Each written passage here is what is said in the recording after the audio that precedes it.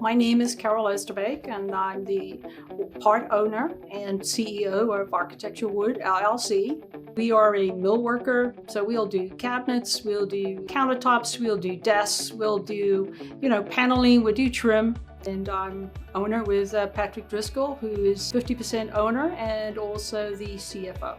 Going to starting the business, when Carol and I basically, we could just say we didn't have anything. We didn't have some big backer behind us. We didn't come from money.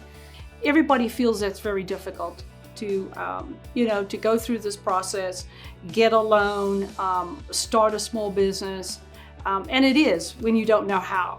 And in having leaders in your community that are able to share that with you and then show you that pathway. Once the local Green River Valley Economic Development listened to our needs and saw our vision, they were able to take it to the next step, and that was to the West Virginia Economic Development.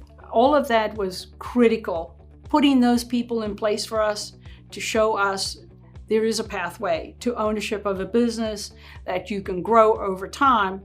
And from that, we were able to displace old machinery and replace it with new machinery as the company, did better and better throughout the years. And now we're close to our 13th year in business. We fill orders for other people's ideas, their dreams as an architect and designer, maybe for one of their large corporate clients like Under Armour or a Capital One Bank. We have examples of employees that have come directly from high school and have fit right into this industry, learning those techniques and those skills that enables us to be a leader.